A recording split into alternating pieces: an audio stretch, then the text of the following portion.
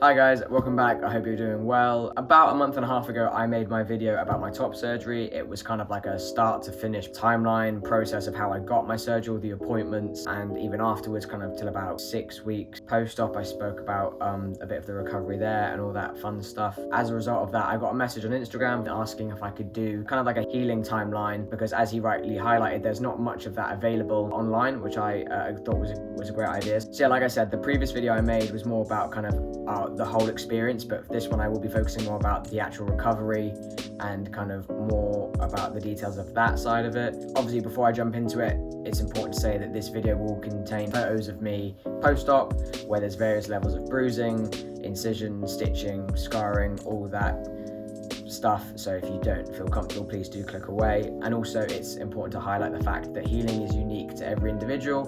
This is my experience and my body's reaction to the process. It's just a personal account and my personal experience. I feel like I say that every video, but still. I had top surgery on the 16th of November 2020. I had double incision with Miles Berry in London here in the UK. I was going to generally go through from start to finish, from the day of surgery until now, and I'll talk about more about the healing side of things, as things are still changing for me because I'm only 4 months post-op. I vividly remember the first 24 to 48 hours being the most painful, if I'm honest. When you first wake up from surgery, I was still on morphine, and kind of the swelling and soreness and bruising hadn't started to take place yet. So I felt pretty okay when I woke up after surgery, but then I woke up again later that night at like 3 in the morning, and I vividly remember felt like I'd been hit by a bus. Like there's a lot that was just really tender and sore, and like, yeah, every sort of movement hurt, and also the morphine had worn off by that point, so I think I was feeling things a bit more. But yeah, again, waking up the next day and getting discharged from the hospital, kind of leaving and traveling home, that was quite hard work, because you have to be extra careful with everything, because again, you're quite sore. I remember my dad driving home really, really carefully with lots of pillows to kind of soften any corners or bumps in the road. The first week, I kind of found it painful to kind of laugh and cough and sneeze, and kind of all those movements that kind of engage in, you know, tense stuff.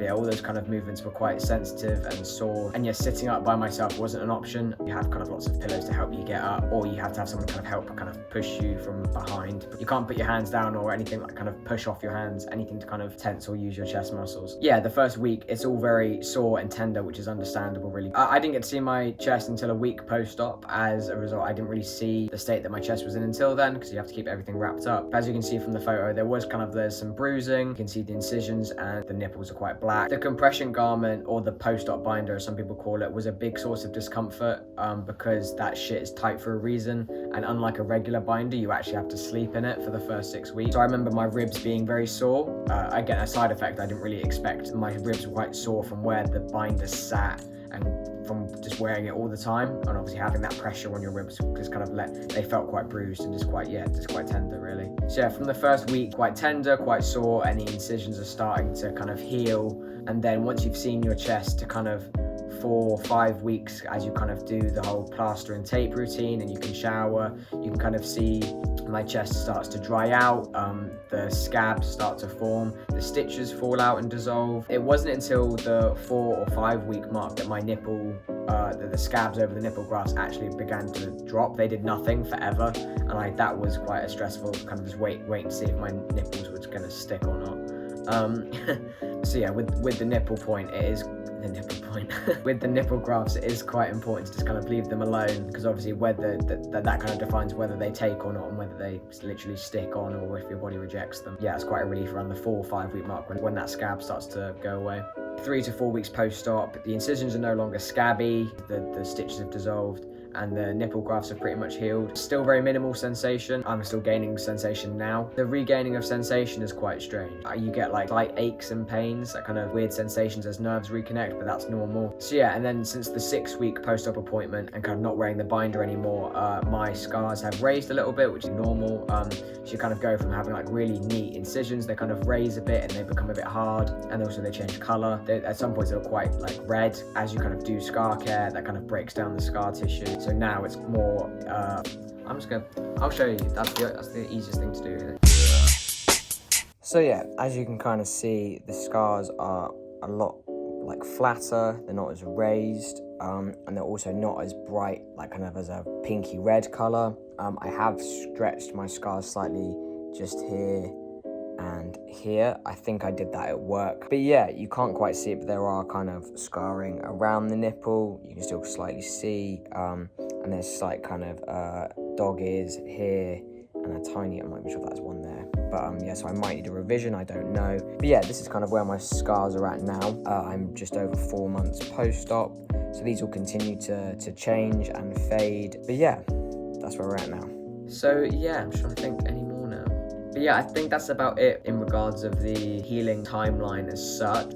In typical fashion, I asked you guys if you had any questions, and you had quite a few. So the first question I got was, how did you feel during the healing process? Healing was pretty positive for me, but because I went into the process knowing that I had to be very patient. I just kind of went in knowing that it was going to be 4 weeks of doing absolutely nothing, and as a result I was able to kind of proper relax and not feel any pressure to do anything, and my body was just able to heal. Yeah, I'm quite lucky that I enjoyed my healing process. Really, I know that some people have it quite tough and they don't really enjoy the healing process, but I do recommend that, you know, if you just relax into it and have a bit of patience, your body will be grateful for that in the long run. Is there anything you'd have done different to help your healing or slash the healing process? The one thing that does annoy me are the 2 little stretches that I have. I wish that when I was getting back into work that I just took it a little bit easier, but they're such minor stretches, and as that fades, though, I won't be able to see them or tell, so it's only a minute thing. But I think kind of understanding that even after the 6-week mark, when you take that binder off,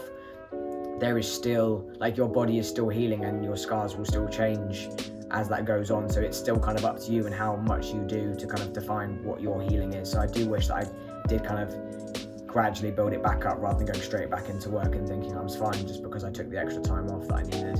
What would your one piece of advice be to people who are starting their healing process? As I've just said, having a bit of patience and relaxing into it. I cannot stress that enough. Just being able to just take it easy, go for little walks, there's little things like that, like just don't push it, because I think people forget how big of a procedure it is and how big it is on your, like how big of a toll it takes on your body and how much healing is involved. So yeah, the biggest thing is just to relax into it really and try. I know it's easier said than done. Yeah, the more relaxed you are and kind of the more your body can just kind of let do its thing, and it will be better off in the long run.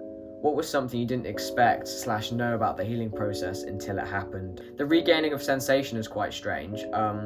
At some points I would get quite nervous because it would be like kind of almost sharp pains, and I wouldn't know what that was, if that was normal. So I think, yeah, the regaining of sensation was quite a big thing for me personally. Also, expect your nipples to do nothing for like a month. Like, that is completely normal. Like, don't pick or touch or any, like, don't worry if they're still scabby and black as anything, like, up until like a month post-op, because that is pretty normal. I was quite stressed about my nipples for quite a while, wondering if they were going to take or not, and then in the end they did. Did you experience any anxiety related to healing during the first few months post-op? Oh, totally. Yeah, definitely. I think it was so normal. Like, every other night I'd be asking my girlfriend, I go, should it look like that? Should it be doing this? And again, like I said, that comes down to the fact that everyone's body is completely different. There's no account that's going to be perfectly exactly like the one, like the experience you're going to have. So yeah, I think the body is just really weird as well. Like, it does really weird things as it heals. Yeah, the whole kind of like the weird sensations and the weird color things go when it's all rather strange, and it's all rather nerve-wracking because you're not sure how it's going to be, and you have to kind of think about the long term. You know, I'm still 4 months post-op, and I'm looking at my scars knowing that they're going to change, continue to change, depending on what I do, depending on like the sun and all that kind of shit like that. So I think as long as you listen to your surgeon's advice and just do as you're told and take it easy, there's nothing to be anxious about. Again, easier said than done, but you know, if you're doing the right thing, it will all pan out and it'll all be okay. And the last question I got was, have you experienced a lot of tightness in your shoulders post-op? Any tips for loosening? Specifically in my shoulders, not so much. I do remember my posture was really bad when I had the binder on.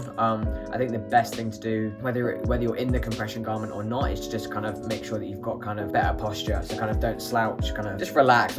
I'm not saying have like a tense ridge back or anything, but I'm just saying kind of just make sure your shoulders are back and you're relaxed, and just kind of take your deep breaths to kind of keep everything stretched and flowing. That's about it really. Like I said, I was quite lucky with my healing process.